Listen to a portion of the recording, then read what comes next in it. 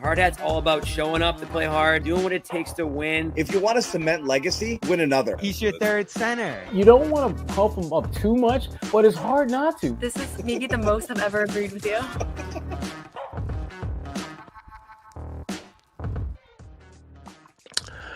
What's going on, everybody? Not quite as late as last night. John Zannis, Bobby Manning. Noa Dalzell is also in Los Angeles, where she is finding a spot from where to broadcast, and she will join us on another late night edition of the Garden Report as the Celtics drop a pretty gross game to the Los Angeles Lakers, 117-96. I think Bobby summed it up best in our text thread, saying, where was it here? I don't even know what to say about this one.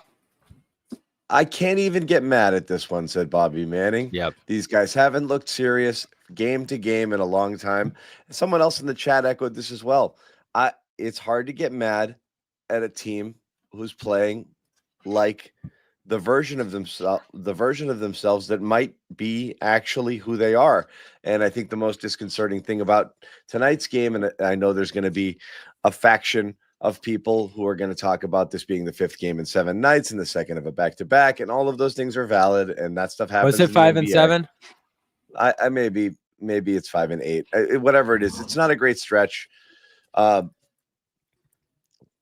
But they lost, and they looked horrible, and it was a non-competitive game, and that's what was the most depressing thing about it is it didn't necessarily – it just looked bad for a lot of different reasons, and we'll get into some of those here. I know there's quite a few – I was hanging out in the chat waiting for you, Bobby. Defeated people here, so we'll get their thoughts. We'll hear from Joe Mazzulla in the shortest press conference of all time. Before we get started, I want to let you know – 5 and 7 games. I want to let you, and again, that's a tough stretch, and you're on the road. I'm not putting that aside, but it doesn't explain everything. Episode brought to you by PrizePicks, largest daily fantasy sports platform in North America. Download the app, PrizePicks app. Use code CLNS, get 50 instantly when you play 5. That's code CLNS on PrizePicks. Play 5, get 50 instantly. Also, would like to tell you about Game Time. Take the guesswork out of buying tickets with Game Time. Download the app, create an account, use code CLNS for $20 off your first purchase. Once again, download Game Time today. What time is it, Bobby? It is game time. Noah's getting set up. Game time. Noah, give us a thumbs up when you think you're good to go. We'll bring you on here. And Bobby, let's just get your initial thoughts on this game. And Noah's jumping in here too. So I'm watching it, and early on, I'm like, and this is how Joe felt too. I know we'll hear from him in a second here. It's like, all right, like the ball movement, like some of the shots they're getting. Porzingis posting up Reeves, good stuff. Defensively, they're getting hit hard a little bit. It's a bit of a back and forth, but you like where they're at after one. Then the second comes around, start to dig themselves a little bit of a hole. You're down 19 at half, and you can tell that the Lakers are trying to match their three-point numbers by limiting Boston's pretty aggressively. You know, I'm talking to some of the Laker guys at half, and they're like, yeah, like they're switching, they're playing physical, they're just trying to take that 3 away from Boston. Like JJ knows what they're gonna do, and he's all over it. And that's basically what the game became from that point on. Aggressive switching, ton of physicality. You saw Porzingis at one point, even with Reeves just getting completely banged out of the post there and getting frustrated. Brown was frustrated after a no call inside, and they just got beaten up for almost the entirety of the rest of the night from that point on. And whereas I thought they missed some good looks early and generated some quality shots and that it might go the other way in the second half, they just kind of faded. And that's how Joe felt too. Oh. And there wasn't much concern in the locker room after this one. And I understand why, because there's a lot of excuses that you just brought up there, John, that are valid. But this was bad. And their defense could never pick them up and make it a competitive game. Yep. It was, like I said, bad, but not unexpected. Noah? Yeah, similar assessment. I think, honestly, it was a little bit of a puzzling watch that, I don't know why they fell down as fast as they, behind it when they did, but they just didn't do enough to make it a game once they were down double digits. We never really saw a real run. I thought the 4 consecutive free throws was kind of like the last Their only chance there was to come back if they were going to hit those 4, be down by 8, like make a late push. That felt to me like it's just not going to be your night. And I know there's the whole like last night was overtime and back to back and all that, but they had 3 fresh guys in the rotation. Porzingis didn't play, Drew didn't play, Al didn't play, so I don't really think that it was a legs thing. I thought the Lakers just played a lot better than them, and it goes back to the same thing we've talked about. They haven't been able to put together 3, 4, 5 consecutive good basketball games. They really haven't. And this was a good opportunity because this would have been the most impressive win of the road trip because you're facing a fully healthy team. And they weren't able to string together much consistency on either end, I thought. Yeah, then I think that was the key. Third quarter is the only quarter they didn't lose. LA's offense went in the tank. They only scored 16 points. Celtics outscored them 20-16 in that quarter. But that was the exact point. No, you mentioned the 4 missed free throws. It gets to 74 there. And it's not just the 4 missed free throws. You had a couple of possessions where Jaylen Brown had a 3 missed wildly from the left corner. And then Drew Holiday, who was a total no-show tonight after being off last night. So again, it's not the legs thing, just a really bad Drew Holiday performance, misses another 3. And then you had those back-to-back. Tatum misses 2. And then Brown misses 2. You're getting the stops. You're getting the stops there. The Lakers went like 5 minutes without scoring a bucket during that stretch. That's exactly the spot where you could have done it. I'm being told you guys have to move, so I'll just keep filibustering. I'll play a little Joe Mazzulla there too and give you a chance to relocate. I know Bobby's got to try to find a new spot. That was the key, Noah. That quarter there is where you kind of knew they didn't have it. And then the Lakers came out on a 9-0 run in the fourth, 12-2 overall, and Mazzulla emptied the bench. I think that's what bugs me the most. It felt non-competitive. Like it didn't look like they could come back in this one. The Lakers imposed their will, their physicality. They talked about it after the game. JJ Redick as well, the switching, what they did on defense to get everything done. And Noah's been booted as well. Those guys were setting up on the court and have to take a walk. I'm watching Bobby set up as well. So they're going to head into the concourse. That was pretty bad. And that's what bugs me. I said this to these guys in the chat a while ago, and I'll bring it up again because I'm curious, Bobby and Noah's take here is the best thing you could say about this team. This would make me feel the best is that, they're just not into it. Championship hangover, other reasons, injury have you. That's the best thing you could say. The worst thing is that this is who they are. And that is like, that's the scariest thing is what if that's what they are? They're just this, and this is who they've been. And it's again, when somebody, that's that saying, when somebody shows you who they are, believe them. That's kind of it right now. And you've got problems throughout the lineup right now. And I'm always going to say it's really easy to look at this box score and see what you got out of Pritchard and White and Holiday and be like, well, those guys didn't do anything there. I mean, geez, 1 for 6 from Holiday, 1 for 5 from White, combined 6 points. Each of them made a single 3-pointer, weren't really doing much with the ball, weren't doing much to generate or initiate offense. Fine. I'm going to always point back to Tatum and Brown, an incredibly passive Tatum game, incredibly passive. And again, we're going to have to talk about rotations and what it means and why they're getting into it. Because Tatum was never at any point in time in this game, never at any point. So really bizarre. We're going to hear from Joe Mazzulla here because, Bobby, what happened? Did people not show up to the press conference? Yeah, late arriving crowd. Not much from Joe, as you'll hear here. So I think we got the gist of it, and he was out of there. So yeah, not many reporters in there for the start of it. We're gonna play Joe Mazzulla right now. Here's this is a very, very brief Joe Mazzulla talking about the loss after the game.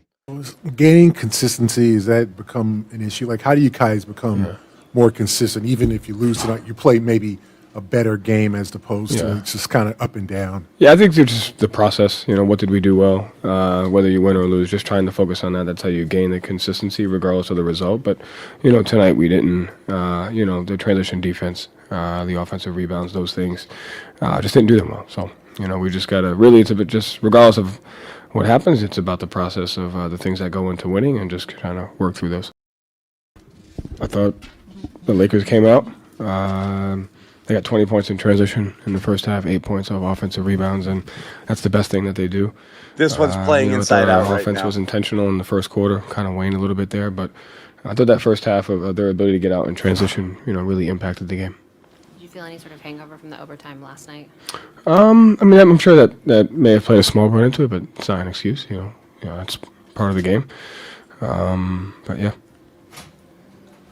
When you look at just offense versus defense in this game, do you feel like the lack of Porzingis had it going early, Jaylen had it going, but then the supporting cast really struggled to get anything going there? Did that kind of hurt you guys defensively, or do you feel like that was kind of unrelated? I don't think it was. I think it was a little unrelated. Like I said, I think it was more the transition baskets that they were able to get, the points in the paint that they were able to get, and from transition, from some of their penetration, and from some of their offensive rebounds. Joe, is gaining consistency become an issue? Like, how do you guys? So that one started late. We actually started at the end, and it rewound there. That was the whole press conference, $1:30, and then Joe got out of there. Not much in terms of answers there, just kind of a shoulder shrug. And I don't know what Joe. People are in here, Joe, and rotations and this and that. Look, there's nothing you can do about rotations when your starters suck. Like nothing. There's nothing. We're not focusing on the right things here. If people think it's a Joe thing or a bench thing, Are they blaming Cornette? no, nobody. I'm just saying, just relax, Bobby. I'll tell you if Luke's catching fire. No, look, across the board, Horford coming off the bench, he's a -22 in 20 minutes. He doesn't do anything. Luke didn't do anything. Their bigs in general, outside of Porzingis, didn't do much. There, and Anthony Davis, is Anthony Davis. It is what it is, but I'm going back to Tatum. Like I said, it's you could point your finger at a million different people because you had bad games across the board, bad games from pretty much everybody not named Kristaps tonight. There's nobody there's no one who's safe. Horrible Holiday and White games, just non-impactful. Brown, Tatum.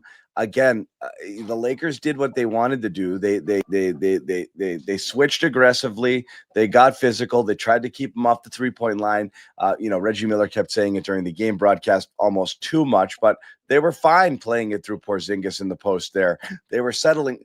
They were fine to let Boston run their offense that way or to get those tougher contested twos.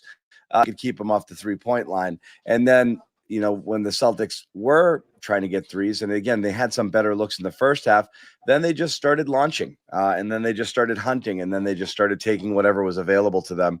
And it just didn't, didn't translate. And that's what you got. So we got Noah back as well. And Noah, we just heard from Joe. So, I'm not blame pieing this right out of the gate here, but the chat seems to have a lot of opinions. I'm always going to look at Tatum and Brown here and wonder what's going on with those guys. And, when things are going badly, like fine, bad game from Holiday, a bad game from Derek White, really bad game across the board from everyone not named Kristaps, Porzingis. It's got to be up to the stars at that point to take things on their shoulders and elevate a little bit. And I thought this was an incredibly passive game from Tatum. And again, I'm not going to blame things on this rotation that we've made so much about.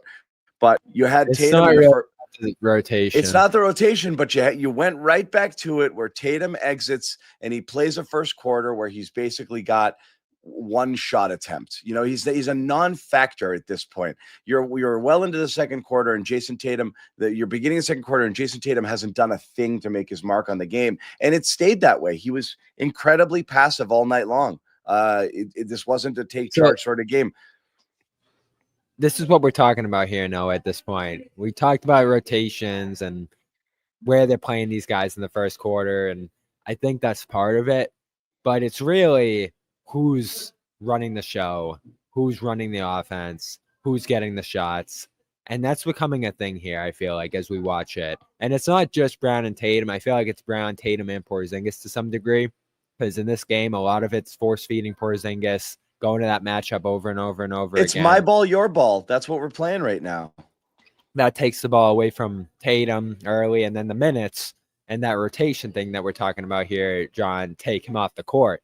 And I like the way Brown was moving the ball early, and he got off to a good start in this game, but it phases out Tatum. And you just get to the point where you're like, does their game plan work now? And I get a lot of it's making shots, right? That's what I mean. I'm not saying it's the rotations, Bobby. What I'm saying is, are we at a point now where Jason Tatum feels that he has to be deferential in the first quarter so Jaylen Brown feels involved? Like, have we reached that? Because that to me is silly if that's the case. Like, well, I'll just hold off and I'll cook later, but let's let Jaylen get going because it looks like it, and it's that sucks. Like, that's not how you play. So again, I don't know if that's what's going on, but that's what it looks like, and that's what it feels like, which is, well, Jaylen doesn't do well if we don't let him get his shots early, so let's run it through Jaylen. And then you're at the mercy of whether or not he's going well and whether or not, like, you know, Tatum's going to be able to get it back later. And it wasn't exclusively Jaylen. It was Jaylen and it was Porzingis on the switches.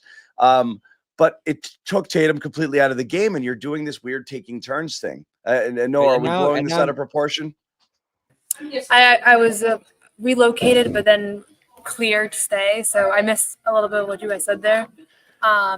Jason Tatum is soft, basically, is what we're saying. No, we're saying how in the new rotation universe. I'm not blaming the rotations here, but it did feel like Jason is being intentionally deferential so he can get other guys going. He's even mentioned in the past that he's okay doing that, and that he's, you know, when we harped on Jason Tatum's slow starts last year, or people did, he said in interviews openly, like, you know, well, sometimes I'm trying to kind of wait to make my mark and figure out when I'm going to get it going, because you know, and so tonight was one of those where I mean, he was just non-existent to start the game here. So we do have a bit of a my ball, your ball sort of problem in terms of, like, feels as like Bobby said, it, we're worried about who's getting their shots or setting up shots for people instead of running a regular offense and just kind of working it the way it's supposed to work. You don't see, and then nobody. Here's the thing. Here's the one thing I'll say.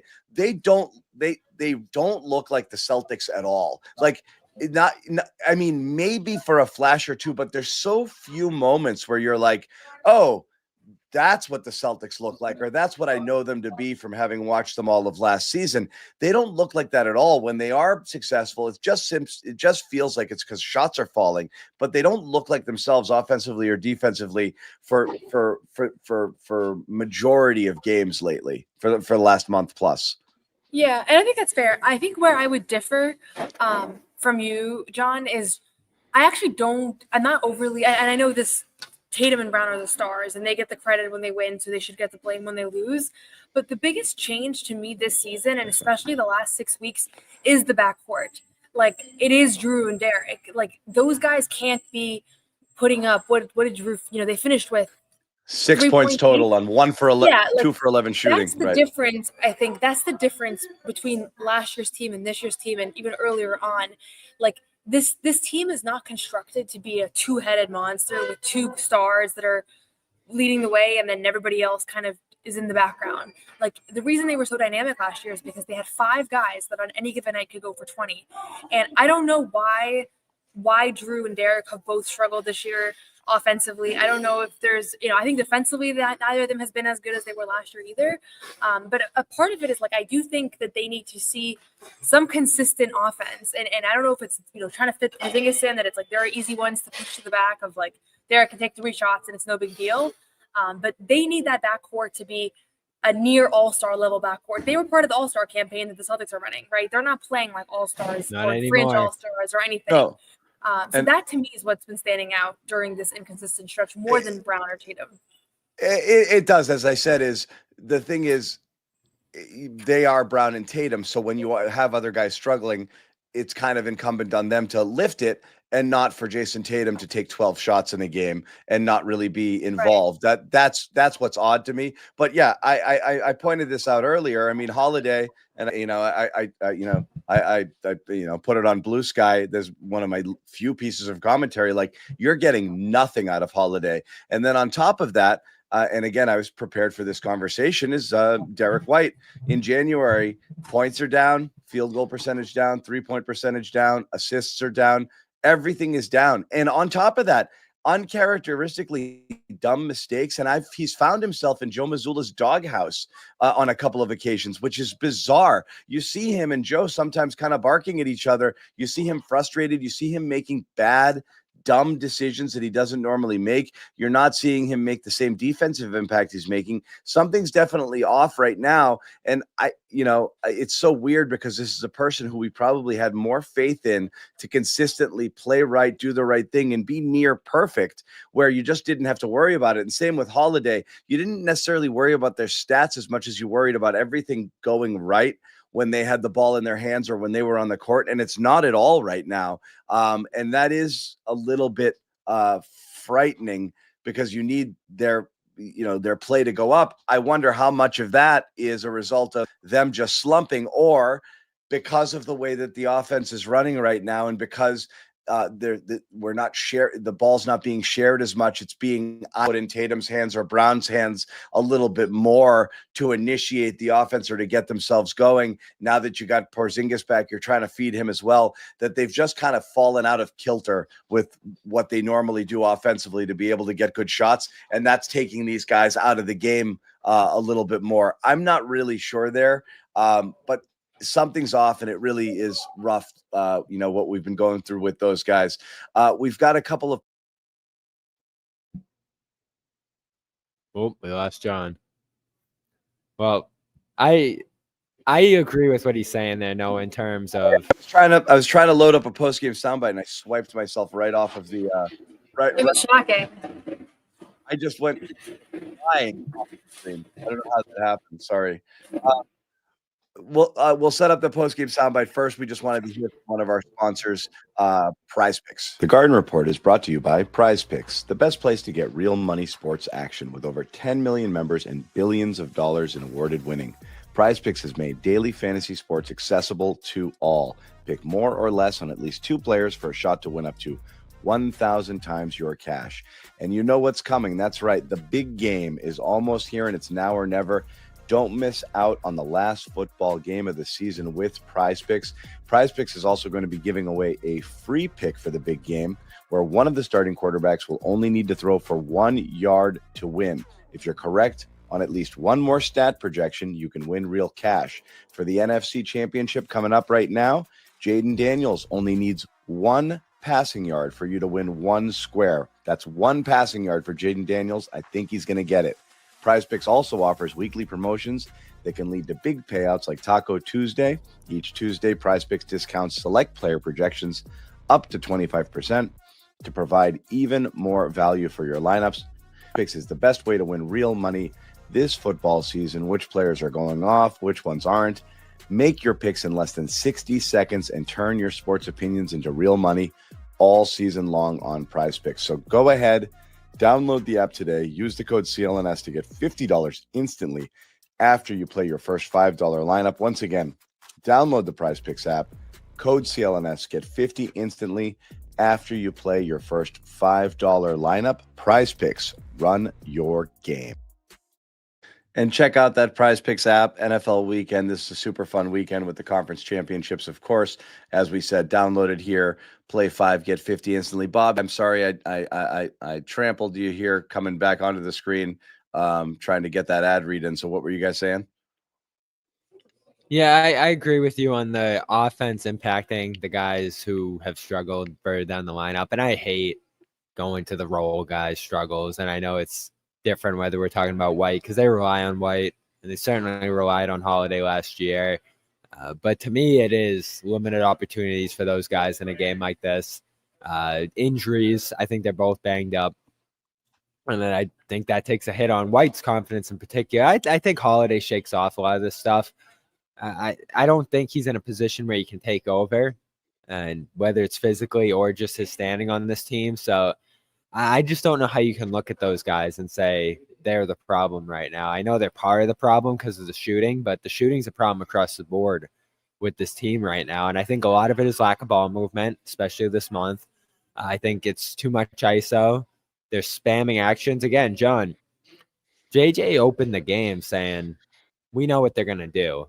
They're just going to attack the weak link over and over and over again, and we got to be ready for it. And so they brought help. They blew up some possessions, and it worked, but a lot of it was just Porzingis flipping in a tough floater over Reeves or whoever, and Lakers were probably willing to live with that over giving up threes. They've lost their superpower, and part of it is guys missing shots, and that's happened at a high rate this year. But part of it is that the offense isn't as functional, and a lot of that's coaching. Like, I'm going to continue to harp on that. We're not seeing the plays run. We're not seeing the level of activity. There are no plays. Last year. They're just attacking one matchup and There doing are it no over plays. and over You find again, and it you find becomes a predictable. You find a matchup, and you're hoping that the guys make the right reads. It's And how become can the other guys not lose rhythm just watching? you get stuck watching a little bit, but also it's extremely predictable. So you got to mix it up a little bit, I think, for sure. So yeah, Noah, your thoughts? Yeah, I would agree with that. I mean, I do think that it was always kind of a read and react offense with very little structure, and when it works, it works. And We saw a lot more last year, though.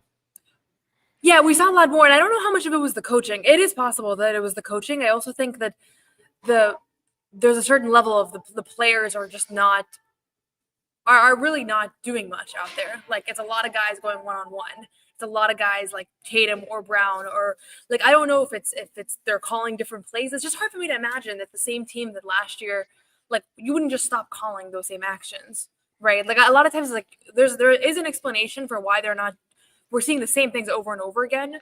But I don't know if it's the players or the coaches. I really just I can't say it's like a Joe thing. I guess to a point, like, he's not really adjusting. We're seeing the same stuff. So that's it.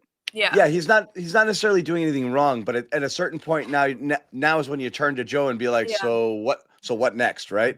And again, it's silly to think that, like, we or people in the chat or general fans or media have the answers, but it's not that his philosophy or what they were doing before wasn't a good plan. At the moment, it's not working for them. So this is where I think this is kind of where the rubber meets the road with Joe. He said it how many press conferences? He said it again tonight. It's the process, right?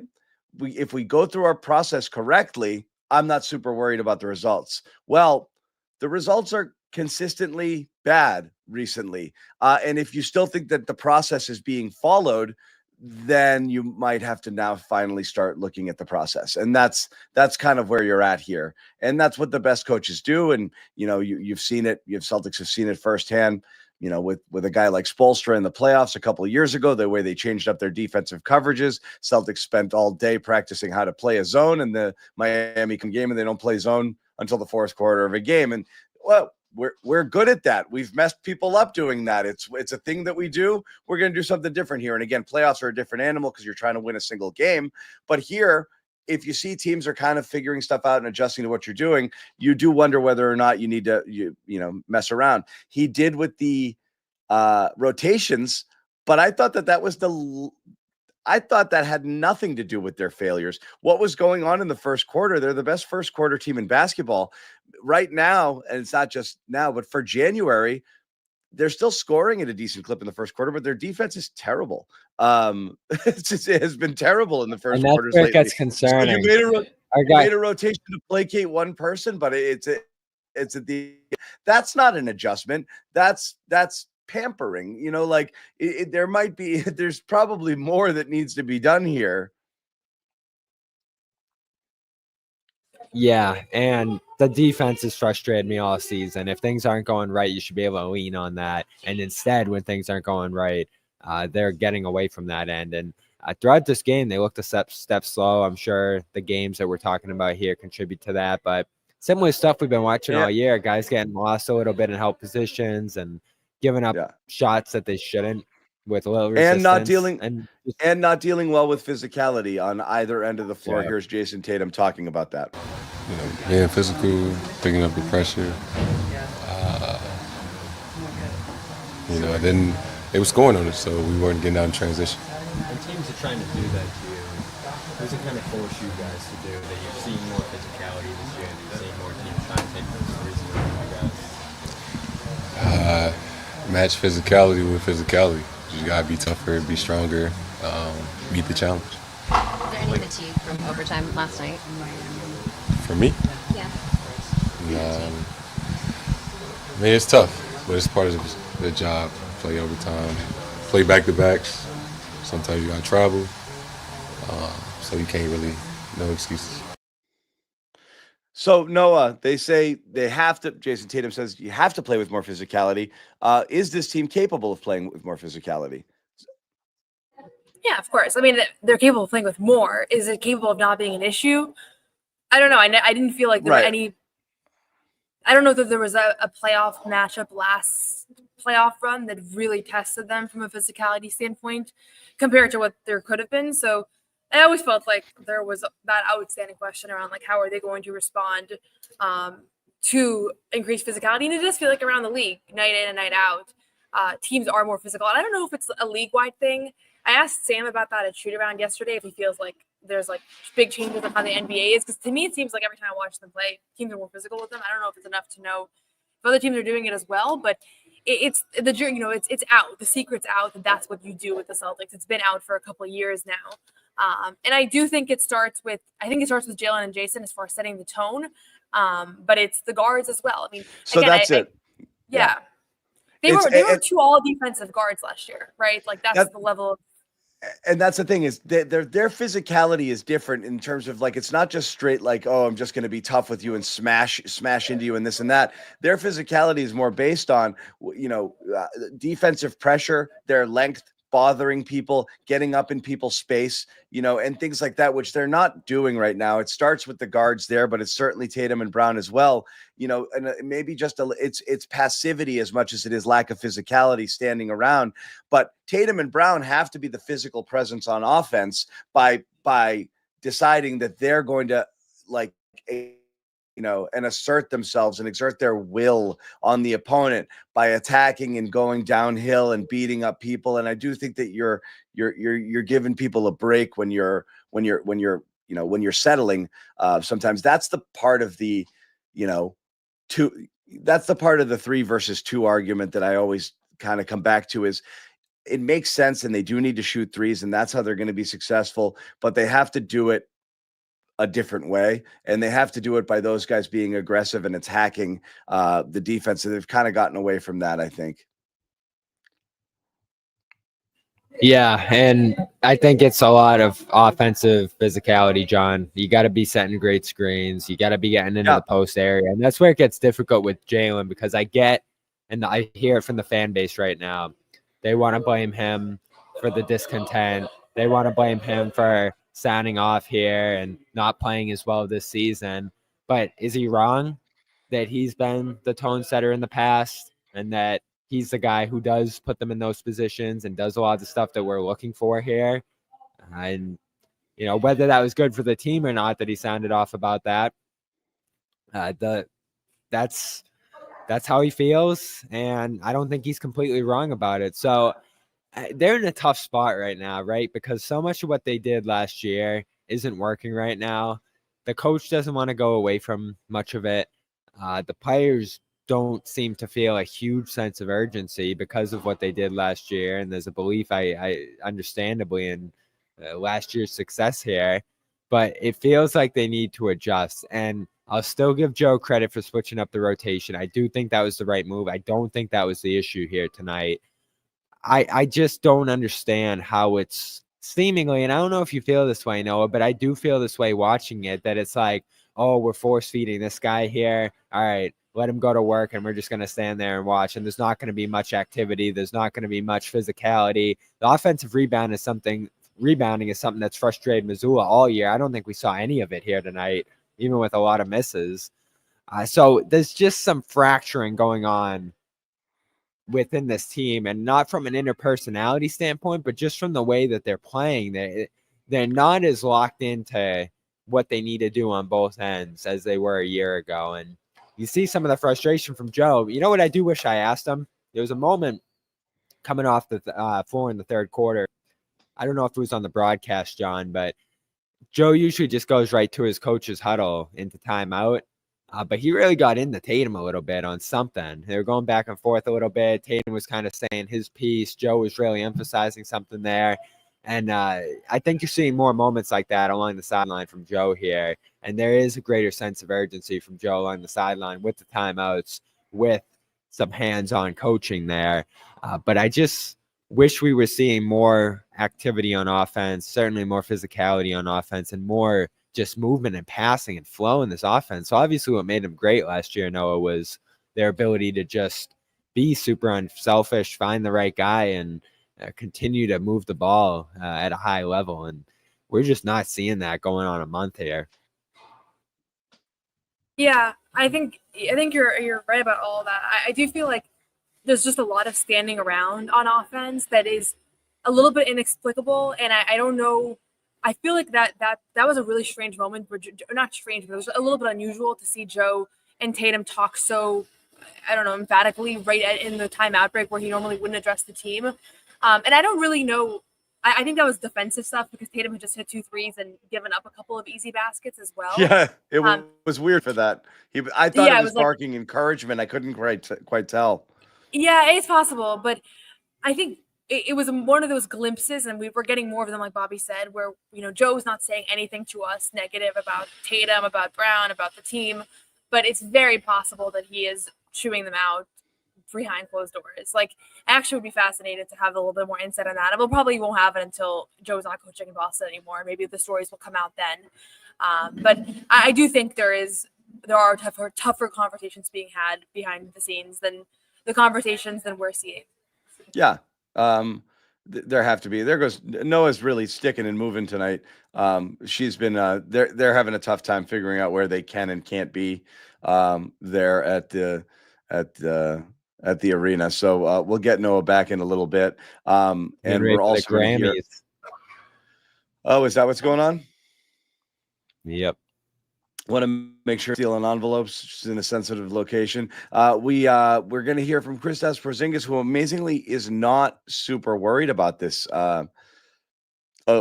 little stretch that they're on. And again, they did win back-to-back games. And what's so funny, Bobby, is they're going to probably go 3-4 on this trip, playing a couple of really depleted teams. And everyone at home is going to be like, 3 out of 4 is pretty good. And that was what happened on the last West Coast trip.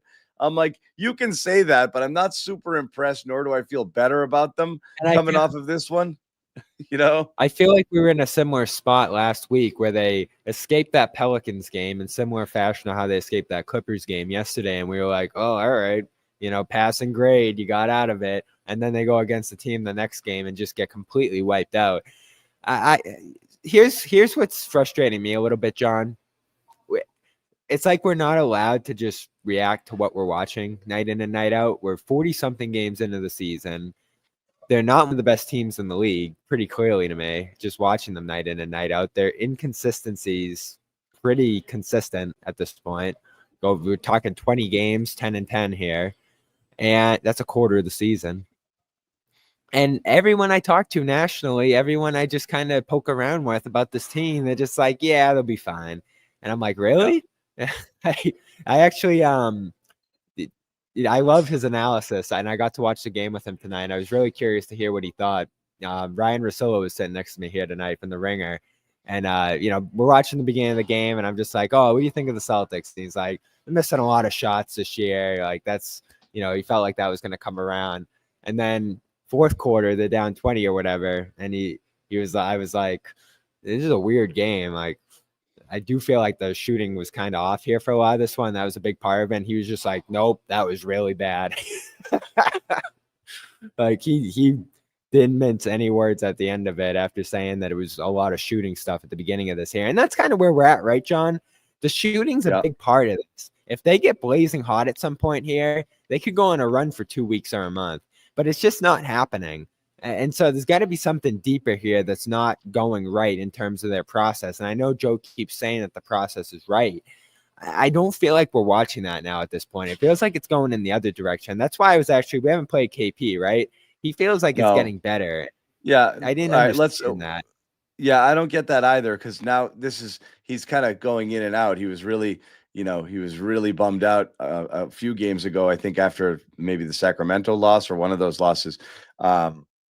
And then he's fine again. So we'll hear from KP. Real quick, we want to give you one more shout out, one of our sponsors for Game Time. This episode is also powered by Game Time, the best place to get tickets to the games, events, and concerts you want to see. Take the guesswork out of buying tickets with Game Time. Game Time is filled with terrific features like all-in pricing, so you know exactly how much you're paying. No surprise fees at checkout. You also get panoramic views from your seats in the app, so you know exactly what you'll be looking at before you buy. Plus a lowest price guarantee, or Game Time will credit you 110% of the difference. Download the Game Time app, create an account, and use code CLNS for $20 off your first purchase. Terms do apply. Once again, download that Game Time app, create an account, use code CLNS for $20 off your first purchase. Terms do apply. What time is it? It's game time. And again, here it is. If you want to check it out, Celtics return home on Monday. They got the Dallas Mavericks in a NBA Finals rematch on Saturday, and then they're back again home to take on Houston. And here's what we're looking at as far as that game is concerned. Still plenty of seats available and game place. You can get in for as little as 62. Great load seat here for 194. That is a super deal. So check it out, as it says here on the screen. All you have to do is download that app for a first-time user. Use that code CLNS and you get $20 off your first purchase. Terms do apply. So let's hear from Kristaps Porzingis. He is not super worried. And maybe it's because partially he feels he's playing better. And he's feeling good and he's vibing a little bit and he has faith in his guys. But he does not seem super concerned. Actually thinks that they're turning a corner. They had a really good first half. They were really, really efficient. And we didn't have our best game, to put it in simple words. Played a little bit low energy maybe also first half. Second half I felt like we came out better, but they already had a good deficit and a good lead. And there was, I think it was one good moment we had. We kind of were making it back. I think we could have made it to 7 or 9. We missed the free throws, and then again they went on a little run and it kind of slipped out of our hands. So it was not a good night for them. It was a good night for them. It was not correct. What do you feel like this seems to keep happening? The next cycle for you guys. Does it feel like related to some of the other losses that you've had recently? Honestly, I think we're starting to play better, but we just didn't have a good night tonight, and we had a back-to-back. That has to go into the equation. Yeah. So that's honestly what it is, a little bit. But to be honest, I feel like we are starting to play better, and I think we'll be fine. So, I mean, I don't love it. Like, I guess when did they play better? I guess the Warriors game. Yeah, I know. I guess you get to come out flat, but it's still not great. It's still not great, but I don't know. I mean, you look around the room, you won a championship with these guys. It's hard to not have faith that they'll turn it around. I don't know if it's based in anything that he's actually seeing right now. I think he's just, well, we're the champs and look at it. We've got the same guys here. We'll be fine. So the thing is, no, I don't think they lacked. What's Noah? I don't think they lacked energy from that Toronto game, like to compare it to when he made those comments after that. No, different. No. Yeah, that was the only game this season that Porzingis has been expressively disappointed, frustrated, was the Toronto game. And again, that was the only game that I felt like kind of like, what the hell did we just watch? Being there tonight, like it did feel like they were trying. I have to say, like, just to be fair, like I had a completely different angle than I normally have, just sitting baseline. And that angle makes you realize how difficult this game is, like how every rebound is so contested, how every how much contact there is on every drive that doesn't get called. So it was, for me, it's hard to even compare because it was such a different perspective of the game that I normally get. But the reality is that they haven't had multiple games where they have good ball movement and they're passing the ball, crisp passes, and like you're seeing the machine work and you're seeing connectivity on the defensive end. Like I want like 2 games of that in a row where you see both of those things. That's it. It doesn't look like Celtics. When they win, you're like, well, they won, but it still doesn't look right. Golden State notwithstanding, the shots fell there and that steamrolled early and Golden State was a mess. But yeah, you're not seeing it consistently. I mean, look at this, Noah, back-to-back games in LA. These are 2 dog shit performances. They are. I mean, I'm sorry. Like yesterday against the first team, I don't care what Joe says, going out there and, why would you say this should be easy? Because they're out 4 starters, dude. Sick of, Like I'm so tired of that. Why it should be easy? Yeah, we know they're in. They got the Lakers' best shot tonight, John.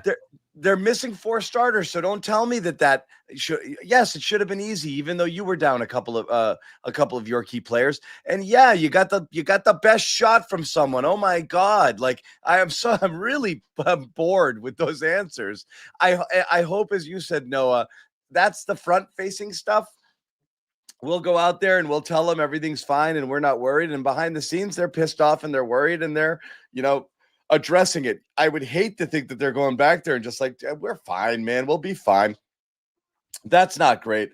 Speaking of not great or not fine, Jaylen Brown, who I guess you guys were told wasn't going to talk. This,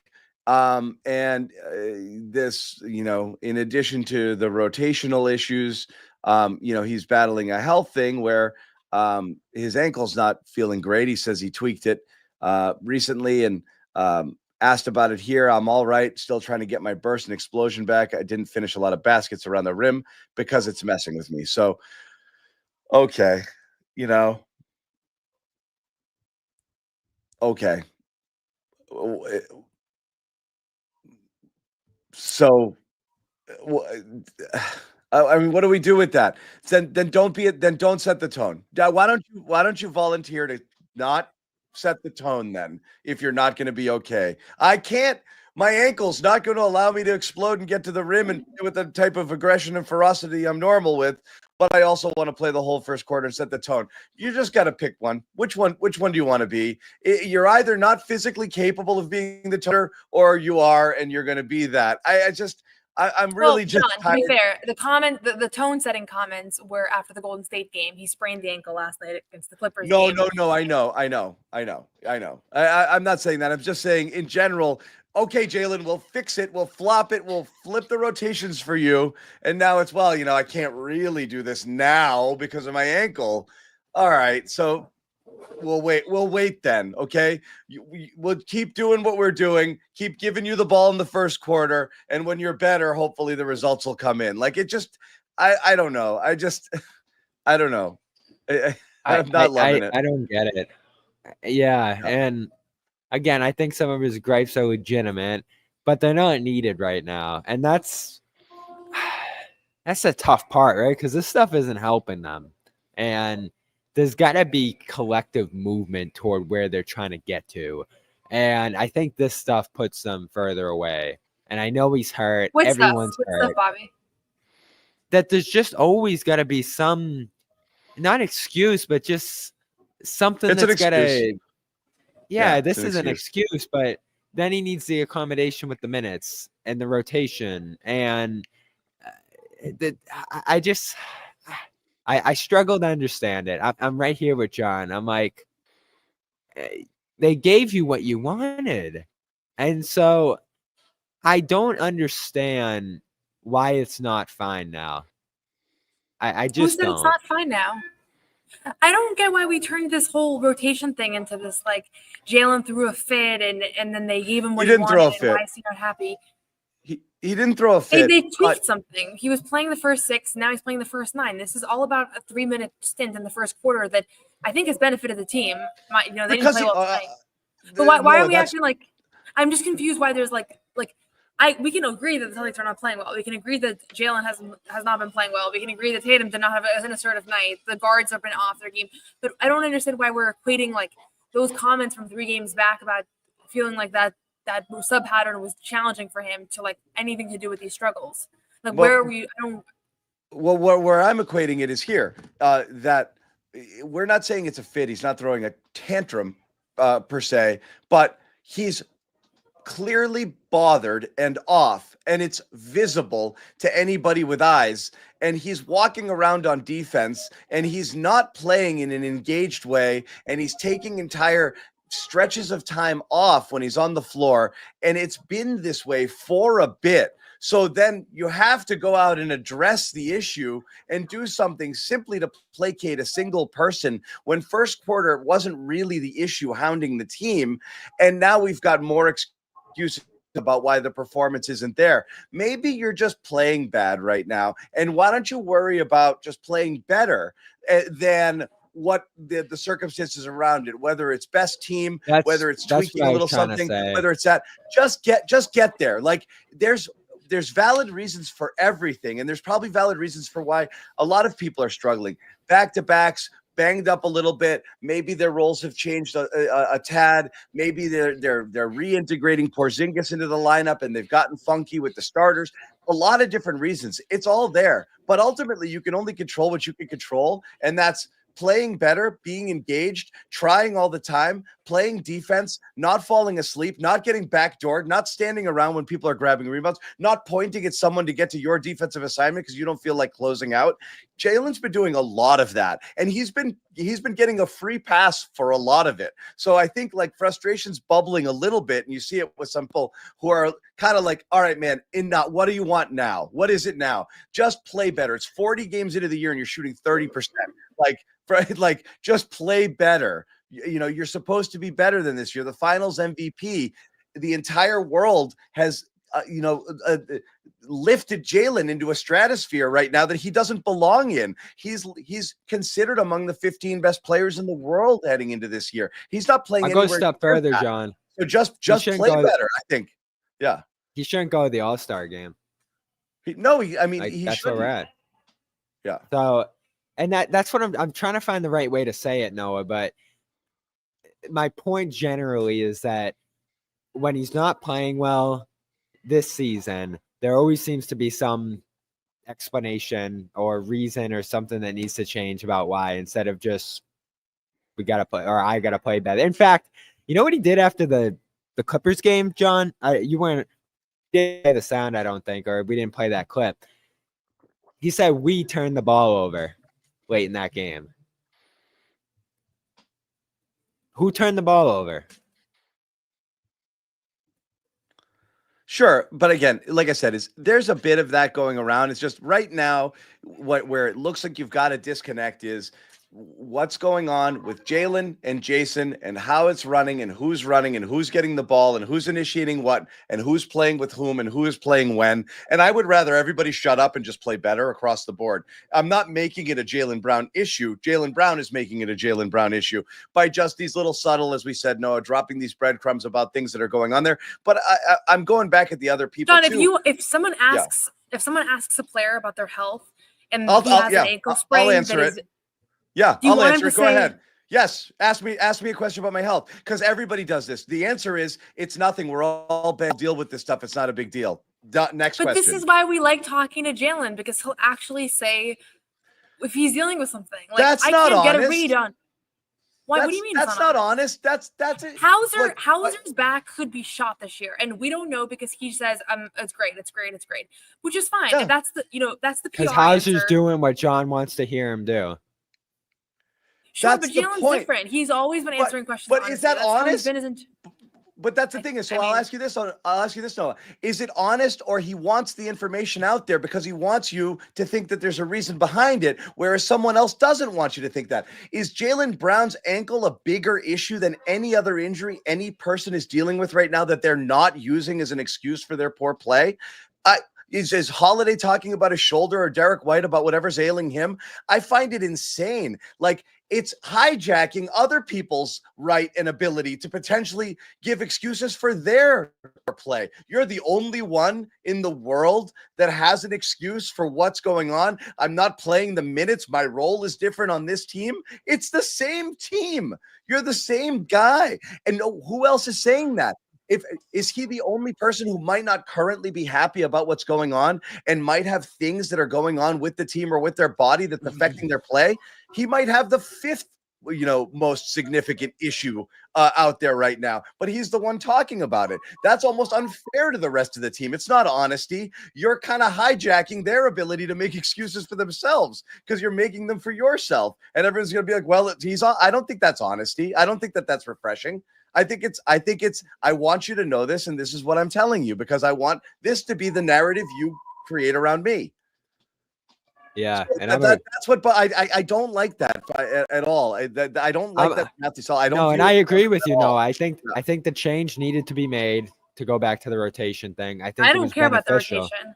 Right. But I do think I it's don't think- related. Guys, I do think it's related. Truth. It's just what he wants to say now. We don't know Jaylen's ankle is any more hurt than any other ailment any other player is dealing with right now. We don't know that. We just know that he wants to tell you that tonight he didn't have explosion because of his ankle right now. That's it. It's fine. It's fine. The answer is I was healthy enough to be out there. I got to play better. That's it. That's it. We're all dealing with stuff right now.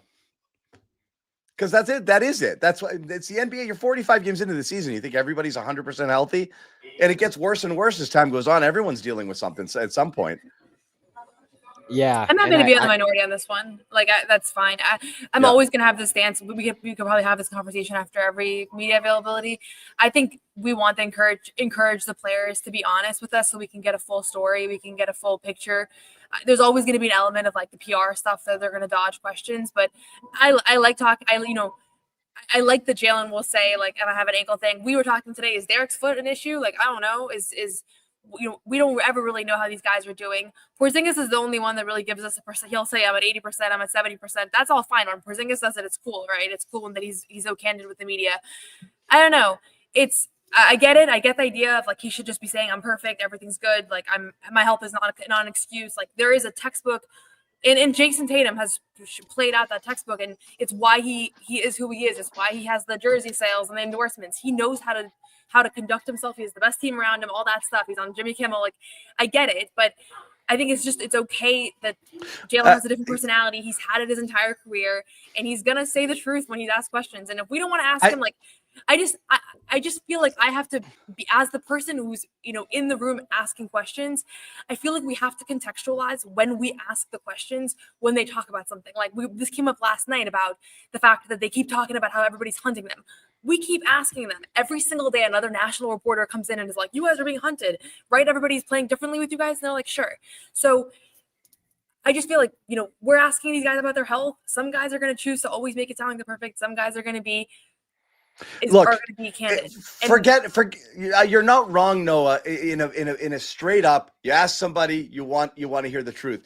What I'm saying is, I don't know that he's any more hurt than anyone else. He's just the only person that wants to talk about it. So again, let's remove athletes from this and let's remove a locker room situation. Let's just say in general, everything that you do in life should be with the idea that you're going to try to get the desired result you want out of it. Okay. So the desired result is for us to talk injury as an excuse. So if you don't want that to be the desired result, you don't say it. If you do, you do. So he's very much saying it because he wants you to know it. And if other people are not saying it because they don't want to use it as an excuse, it's not refreshing that someone is saying it and someone is not. The other person just simply doesn't want to use that as a reason or an excuse for why they're playing undermine poorly. The other guys. I agree. Because John. it undermines other people who also might be dealing with it. So I find it the complete opposite of refreshing, especially if there's other people out there dealing with stuff that are, whether you're asked or not, we're all dealing with something. That's not an excuse. I got to play better. That's what you say because you don't want to undermine your teammates. I personally don't find it refreshing or honest. I find refreshing and honesty saying, We right now collectively are a mess. We're not playing well at all. We're not moving the ball. I'm not doing that's honesty. I'm not doing that. I was coasting tonight. I fell asleep on defense 4 times. That's honesty. That's self-reflection. That's introspection. That's looking at what you're doing and being honest about. My head wasn't into tonight's game. That's a refreshing, honest answer. This I view as an excuse. So there's a distinction there on that stuff. And something I else do- is the reason why. You're not the reason why. I do relate it to the rotation stuff too, John, because it's like, give me more. I'm the tone setter. Let me do this. And then it's, oop, I was hurt.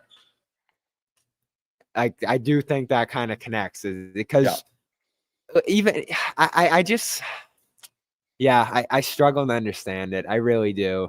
And I'm a Jaylen guy. You know that, John. We agree about we disagree about the I've said Jaylen this a stuff million lot times here, before. If I were a media coach, which I would love to be, by the way, I would urge all of these guys, don't say it.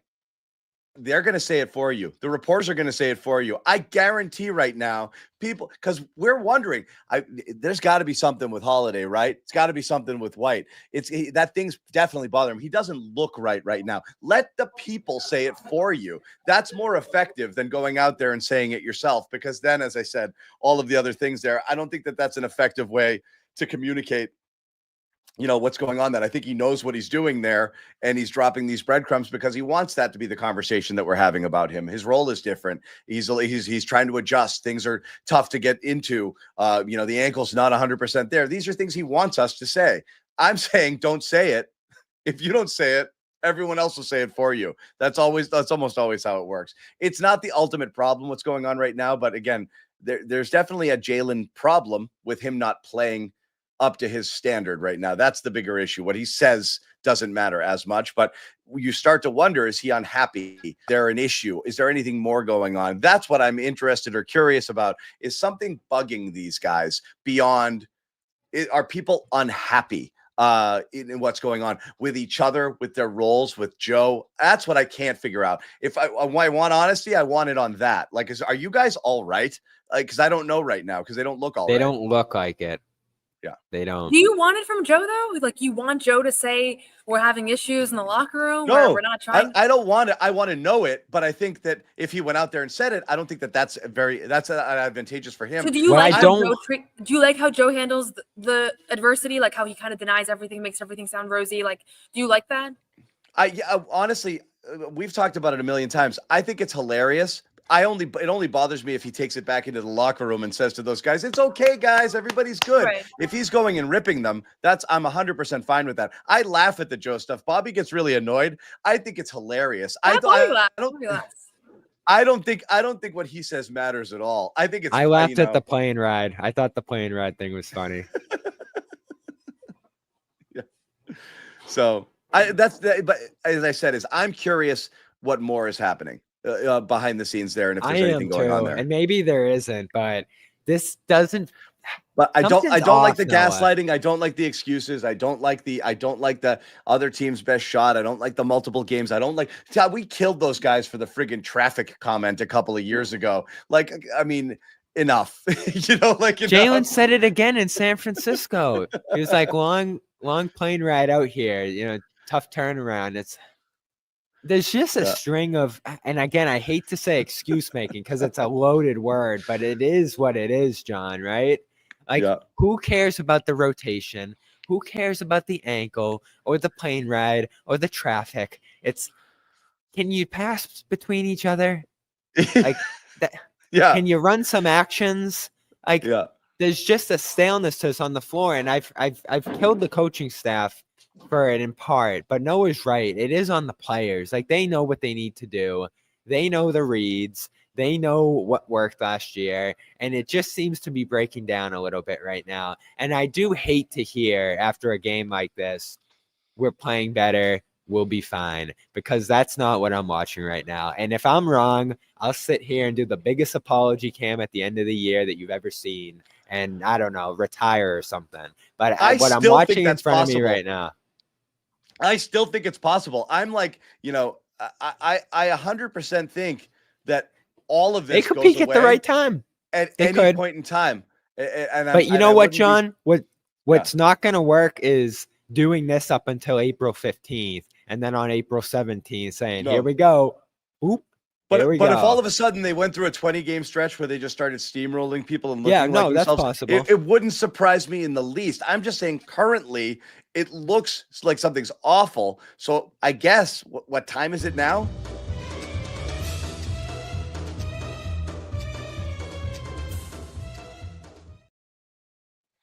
Where are we on this right now, guys? Where are we on the panic meter? Noah, I'll start with you. I'll be Bobby. You're Bobby now? Mm-hmm. Elaborate. How did you go from Noah to Bobby, or have you been Bobby? I mean, I don't really resonate with the concept of panic, but I think what we're talking about is are they going to repeat? And I think that this stretch of basketball has been inconsistent for long enough to me that it doesn't feel like just a week or 2 or 3 weeks. Like it's really been like a very decent portion of the season. And so to me, that's indicative of like larger picture things that are worth when you're projecting. Like if I was betting about whether this team's going to repeat, like these past 2 months have certainly impacted my viewpoint. And like you guys said, like anything can happen. They can still turn it around and peak at the right time. But the fact that they haven't been able to just kind of like push out of the slump and string together like a couple good weeks in a row, that it does stand out. And it's only panic meter in the same way like a doomsday clock. It's only doomsday when it strikes midnight. Like it's only panic when you get all the way to the end. What's left of Jimmy is concern, and all the way over there is mild concern to no concern. So you're mildly concerned. Mildly concerned. What you say? Yeah. Yeah. And again, I think the big thing for me is the backcourt, because like that is ultimately the backcourt is what made this team from a playoff team to the champions last year. Like I do think Brown was great in the finals. Tatum was great in a couple of those games. Throughout the playoffs, they each had their moments, but it was the X factor to me was Derek and Drew, and like especially Drew. Like nobody knew what to expect from him in that playoff run, and he came out huge in so many moments. And I worry that they're not going to be able to recreate that because we just haven't really seen it this season. So I'm thinking like big picture things, guys that just haven't performed at the level that they did last year.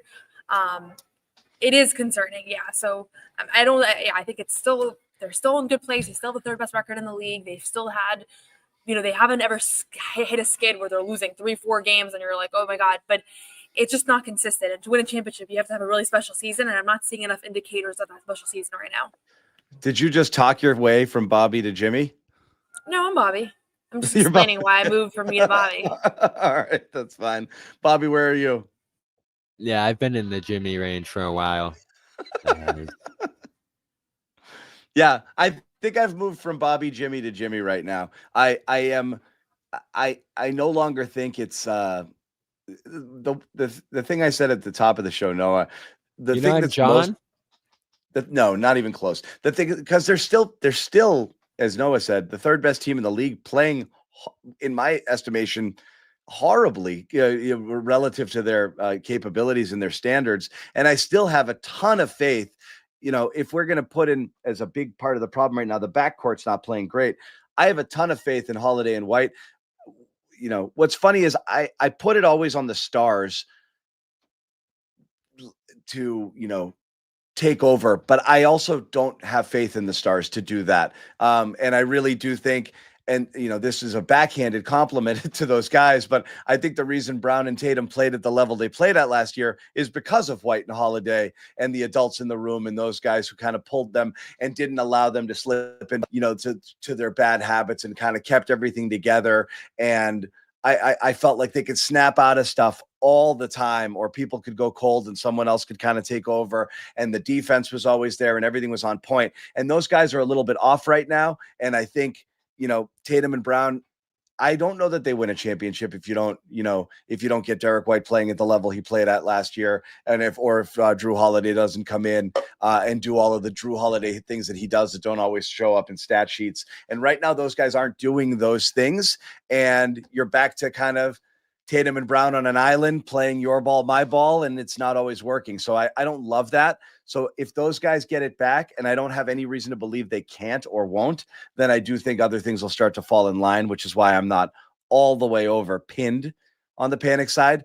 But again, the worst thing about this and the scariest thing is it's not championship. Like, the worst thing would be if it's not championship hangover and it's not a decision to not play great and they're just coasting until they get to the playoffs or games that matter. The worst thing would be is if they're just worse across the board. And that it's not coming back increasingly. And if that's coming into play because Holiday, Holiday is reaching that cliff and you never know when you go off it and he's not going to get it back, or if injuries have slowed people to the point that they're not going to be, the best version of themselves, then yeah, you've got a problem. And they could fizzle. So I'm not there yet, but I'm still somewhere in the middle. Yeah, for me, it's the defense. Like all year I've been asking, why can't you just rely on that to get through some of these games? And I don't see the resistance level. I don't see it looking difficult enough for opponents. There's times where this team, though, last year, it looked like out of this world on defense. And I can't even remember the last time this season that they looked like that. For a lot of the year, they haven't. I don't think they've looked like themselves consistently since December 15th, that last trip to DC. Then you lose to the Bulls after. You lose to the Magic without Tatum. You lose on Christmas. You lose that awful game of the Pacers. They got going on a nice 3-game stretch after that. But honestly, ever since that Thunder game knocked them back on their heels, it's been pretty bad. It could be even worse if you blew those Pelicans and Clippers games the last couple games here. So they're almost lucky they are where they are because they've played badly enough in a couple other games to lose. And it's tough to watch right now. They're not an enjoyable watch either. I want to address this comment, Andrew, real quick, because you've been poking at me for a little bit here. This is actually pretty easy to understand. It should be on the Stars, but I don't think they can do it. And so I'm going to put it back on White and Holiday. Got it? Okay, great. Because that's what I think it is. It should be on the Stars to be able to elevate and lift you, but they can't and they won't. And I don't think they will. I think those guys have to find a way to improve. I do wonder if what's going on right now with the type of offense that they're running through those guys is taking them out of the game, or whether it's something that Holiday and White are dealing with on their own, whether it's just a slump or injury or whatever. But yes, I don't think Jaylen and Jason just on their own are going to be able to turn it around and lift this team. They should be able to, but I don't think they're going to. And that's why I also said I don't think that they would have won the championship without those guys last year. So just to clarify that point, go ahead, Noah. I don't even remember what I was going to say. Yeah. I'm drawing a blank, a rare blank.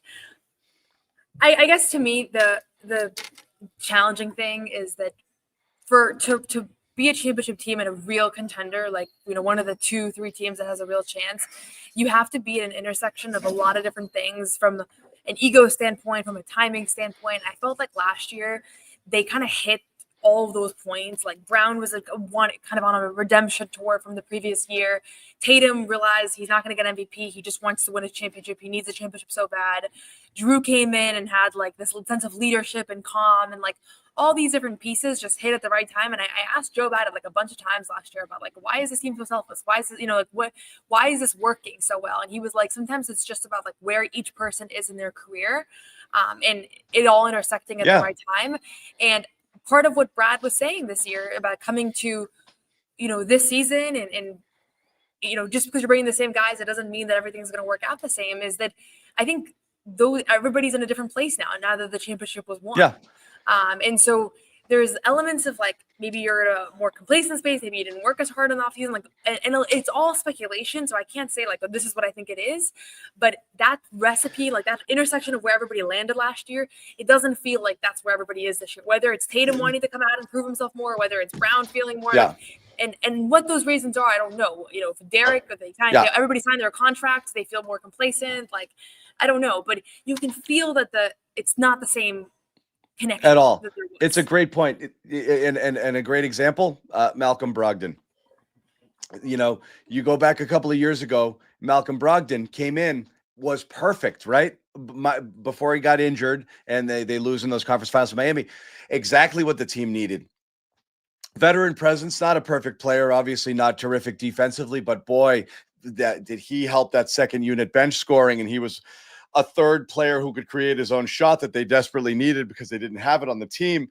he was super, super important, took a back seat at that point to Marcus Smart and Derek White. He'd been a starter his entire life and was fine in that 6-man role. So it was fine because that's what was needed, and he thought this team was headed for a championship. But it became increasingly clear as the year went on, he wasn't super fine, and he really wanted more, but he shut up and did his job, and it got them where they wanted to. You look at a person like Drew Holiday. Drew Holiday is a second option on teams. You know, he's a Olympian. He's an all-star, and he's coming in here and he's told, well, you're number 5 on this team offensively. Is that cool? And he's like, all right, cool. Let's go win a chip. Derek White ascends last year to the point that he's in an all-star conversation this year. So this year he might be thinking, I'm making that leap. I might get there. Jaylen Brown talked about sacrifice last year, all the sacrifice. He took 1 less shot per game, but his points per game came down. He had the best year of his career. He falls off. He was second team All-NBA. He falls out of All-NBA. He might be thinking, well, I want to get back to All-NBA because I'm Jaylen friggin' Brown. And then Tatum might be thinking, well, we're the best team in the league. Maybe I should be MVP this year because I'm the best player on the best team. And that's how it works, right? So everyone could come back with a little bit of a personal agenda that doesn't necessarily jive with what everyone else needs to do or should do if you were truly sacrificing and trying to put it all out there. Plus well, if that guy's not trying, I'm not going to try tonight sort of thing. So those types of vibes surrounding this team right now, and it's not like deep, heavy basketball analysis, but it is very classic human nature, as you pointed out, Noah. Like, just because you did it last year, everyone's not coming back in the same exact place that they were the year before. And that's what it kind of looks and feels like, which is why, again, that panic meter is ticking a little bit over there. Yeah, and I think part of it is also that, say, like, and again, speculation, say the issue that came back this year is that multiple people didn't work as hard in the offseason because they were out celebrating the championship. And they came back and they weren't in good rhythm to start the year.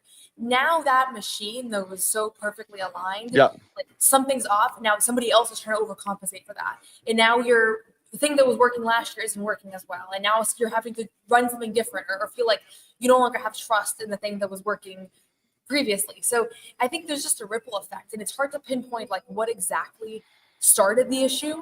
But I do know that you're seeing a lot of times like certain possessions where they just feel like panic. They feel like frenzied, like, you know, we're not going to do everybody touches the ball, get a really good shot. It's like, we're down by 12. Like we just lost the last game. Like there's a sense of that you're speeding things up. And the hard part is figuring out what the root cause of it is. And I know that's part of that's our job and figuring it out and trying to read between the lines.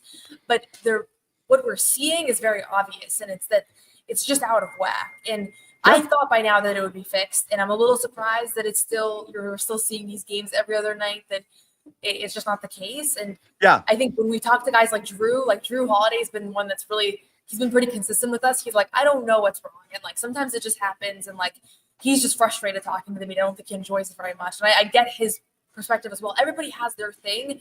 And that's part of why it just doesn't resonate for me to like pick apart, like, what did he say? Because everybody just has their way that they talk to us. And I don't really, it's hard to make much of any of it. And we can do our best, right? That's our job. But it's just hard because like Drew's thing is always, I don't know. I just don't know, right? And like you can't really say the wrong thing. Yeah, you don't know. And even if that is, even if all of that is it, they'll never say it because no one's going to be like, yeah, I got selfish this year and that's why I didn't play team ball as much. It just, but like Peyton Pritchard's another example. Now he's 6th man of the year, so he's got to go out there and get his too. We've said this, Brad said this about the trade deadline, and other people have said it too. Too careful. You always talk about Celtics at the end of the year. Remember, it was with Pirtle or someone like that, Bobby, right? We're talking about bringing in Jakob Pirtle, and the idea that he was going to be the 3rd center on this team. You're not bringing in a guy who's entering free agency to be the 3rd center and play 12 minutes a game on a team here when he's used to playing 32 minutes a night and wants to be the man and go get paid. That doesn't work. You can't bring in somebody who needs 20, 30 minutes a game on a team that needs somebody to play 10 or 12. Now you've got all of these people who not only need minutes, they need the ball, they need touches, they need lots of things to feel like they're being fully utilized.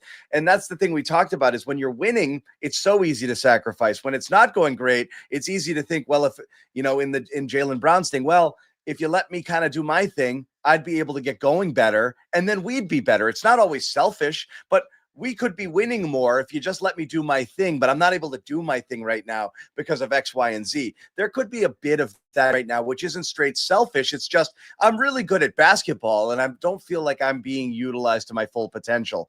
And you wonder if there's that feeling. And then when you see people sulking or walking around to this and that, there could be a disconnect that's coming on there, a little bit. So again, it's speculative, but it does feel off. So you have to start reaching beyond schematic thing stuff we know, the or anything rotation else. It's thing. the same team running the same type of offense. Yeah, sure. I do think the other thing, and this is like my number one frustration with covering an NBA team, is how little access we have to the assistants and to understanding who does what.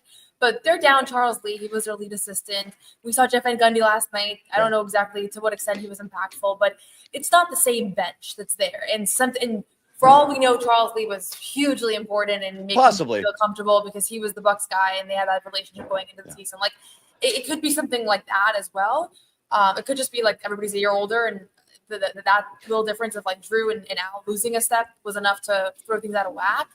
And so it's just tough because we don't really know what it could be, but I think that it's easy to gravitate towards the Jaylen Jason storyline because it's very visible. They've never really played well together. They've never really been best friends, even though everybody wants them to be. And so it's just easy to gravitate towards that. And for me, I think we see it playing out in the court. And it's not just them; it's Porzingis too. Yeah, but right now the passings and all-time low for this season. The passing between them's at a low. Like there is stuff for watching that's happening. I think was visible here tonight, as much as this was the 5th game in 7 days thing, which I think explains some of the defensive issues we saw. The offensive stuff, I think, is going in every game, John. It's like, all right, who's going to be attacking the matchup? Who's going to be getting those first quarter shots and looks and that kind of stuff? And I do think that's leaving everybody else standing around. The ball is just not popping right now. And I don't know why. And you don't know. And someone pointed it out. You go back to that Kyrie Irving, team his final year. Just too many guys who needed things that could not be provided with all of those players on the team. You reach a point where it isn't as easy to do it with the same exact personnel, even though on paper you should be able to. And it is perplexing because at home you're looking at the same exact team, plus Peyton Pritchard playing better, it's like, the conversations we're having at the beginning of the year, like, geez, there should be no reason why they can't steamroll. So it's weird to see it. Real quick, we want to throw this in there before we go. One piece of news, this happened before the game. Jason Tatum was named All-Star starter, which was expected here. It's his 3rd straight year as a starter, right? What I found, that's not surprising. What I found surprising is the Charles Barkley, Kenny Smith, and Shaquille O'Neal all had Jaylen Brown as an all-star starter this year. Barkley even had Giannis on his bench, which is hilarious. Also, Barkley couldn't pronounce Adetokounmpo, and Shaq couldn't pronounce Nikola Jokic. He said called him Jokic, and Barkley didn't even come close to Adetokounmpo, which speaks to a larger issue that Noah and I have talked about how these guys are a problem right now in terms of these are the 2 best players in the league over the last 5 or 6 years, and you can't be bothered to pronounce their names. But also, like 5 combined MVPs, right? Like if you think Jaylen Brown is an all-star starter this year, and you think he's an all-star starter over Giannis Adetokounmpo, that also means you're not watching basketball games this year. And it's not a knock on Jaylen Brown, but this was some stupid people. So we are riding a little bit on last year's coattails with some of the stuff and the perception of things. I think Jaylen Brown's going to be an all-star, but I think he's going to largely be an all-star based on last year's accomplishments rather than what he's doing this year. Yeah, I think, first of all, there's a long legacy in this league of being named an all-star because of things you did previously. So I don't 100%. I think that he's kind of a no-brainer because of his accolade from last season, finals MVP, unless you were just a disaster the following year. I think if you maintain a similar level of production, and he hasn't been statistically too far off, I would be stunned if he wasn't an all-star starter. I don't know that there's any case for that.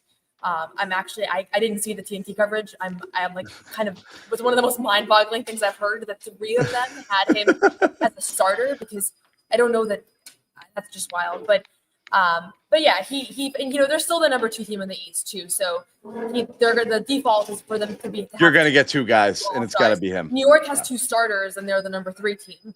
So, and it's not like the role players have been so exceptional this season that the starters haven't had much to do with it. The role players have been okay. So, I think he's a shoo-in, but on the bench. Yeah. I'm leaning no right now, but it could change. You think they only need 1 All-Star? It's just you got Cade, you got some of these other guys right now who are catching up on him. I need the full list in front of me here. Yeah, I know don't believe the East is thin. 2-starter thing. Look at those Milwaukee teams. Like Chris Middleton didn't deserve to be on an all-star team, but like they were getting a token one because Milwaukee would have the best team in the East. And I don't think that's necessary. I don't think you have to. You could have an alpha and 5 other guys who are all equally good. But I do think I agree with you, Noah. Most people think like that, which is why I think 100% Jaylen Brown's going to make it because the Celtics are going to get 2. The Celtics are getting 2 players. Yeah. I hope Cunningham makes it though. And you've got like a Wagner injury and Banchero and guys like that who missed some action. Those guys were out. And other guys who've had better resumes this year Butler. who I just haven't had the amount of time. So yeah, no Butler, obviously, Hero's in there, but he's not getting in over JB. So I think he makes it as well. But I found the coverage, I found the TNT coverage super interesting. Zach LaVine. Again, he should be in the conversation, but I don't think he gets there. Yeah, I mean, now you consider all the guys that are out of the mix. Jaylen probably gets in. Yeah, he does. Anyway, we went long again, and thankfully this is the last West Coast show we'll have to do. I have to thank Bobby and Noah who are on the trip, and even though it is only 11:38 p.m. over there, they're working their butts off, and they're tired as hell, and they're off to Dallas next. So we will bid these guys adieu, and we will thank you guys here hanging out in the chat with us, watching the show. We do appreciate it. Again, we're undefeated, Bobby. It's a perfect record. We've never Garden Report, nor do we ever intend to. Okay, this is our promise to you. If they play, we're going to do something. We're going to be here, even if it's 2:30. Thankfully, it's not whatever time we finished last night, which was like 4. That was terrible. Final thoughts before we wrap it, guys, or just say goodnight?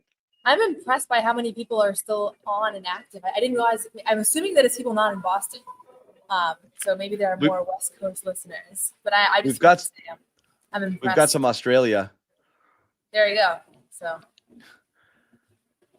last night's party was insane. I agree. Yeah. But no other thoughts for me. I look forward to a new game. This was kind of a disappointing one. I was hoping to see like a thriller, LeBron, game winner attempt, something good. This was bummer, right? Yeah. So Isn't I was that just a bummer? a little bit bummed. Yeah. Last night's game was fun. I enjoyed the Jaden Springer show. I was hoping to see Springer with some rotation minutes when they needed some legs. He looked good in that 4th, 10 points. But yeah, no real thoughts here. Yeah, it's that lost in this is no Laker talk at all. No Celtics Laker talk. Kind of a shame. It's almost embarrassing to go out there and be the Celtics and be the defending champs and get chumped like that by the Lakers. We didn't even talk about that. Like that's gross. For anybody who grew up caring about this kind of thing, that's terrible. Like it's the Lakers. You can't get up for this. Yeah, not great. Max could not have been happy tonight. Oh my God, I'm so glad Nick's not in here right now because he wouldn't know what to do between his LeBron hate and his Celtics Lakers. JJ Redick coached a hell of a game. He did. He knew exactly what. Yeah. Now I was gonna say I think this is my first time seeing LeBron play in person because he's missed like every other game that I've covered, and seeing him play in person, especially from where we were sitting, was actually insane. He was like flying. He is stronger than anybody I've ever seen. Like the whole thing was just wild. It's honestly, and again, Noah, if you go back to seeing him in his prime, again, prime LeBron, if he wanted to, like in his prime in a lot of ways. I mean, obviously he's he wasn't still like that, but some of the post ups with Drew Holiday guarding him and Drew Holiday just getting discarded. It's like I've never seen anybody do that to Drew. So that was just from a basketball standpoint, it was pretty cool to see.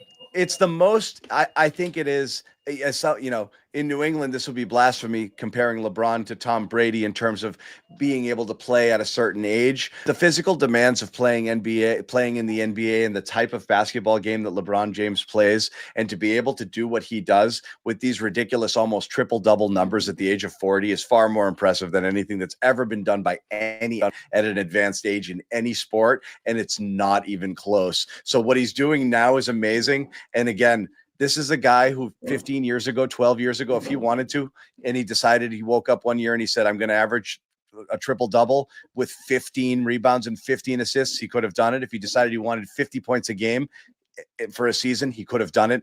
An unstoppable force. And you still see it. The seas part when he's going. He's just his physical presence and his vision and everything that he does. He's unbelievable. So it's great. He's amazing. It's really impressive to see him in person. You talk about, Noah, you said it earlier, everything is hard, everything is contested. You're watching games, then you watch LeBron James and you're like, who the F is getting in that guy's way? Yeah, it was wild. It's Silver crazy. lining, just as a basketball fan, just check that out. You got your LeBron. That's great. I got to see Messi this year. That was late stages of a legend. There you go. My first Messi. Anyway, thank you guys for hanging out. Again, thanks to Bobby and Noah. We will have more of the crew back on Saturday for the Dallas game. Bobby, are you doing Dallas too? I forget. Yes. Okay, so these two will be in Dallas. We'll have a couple people back here holding it down from Boston, and we hope 5:30 tip off.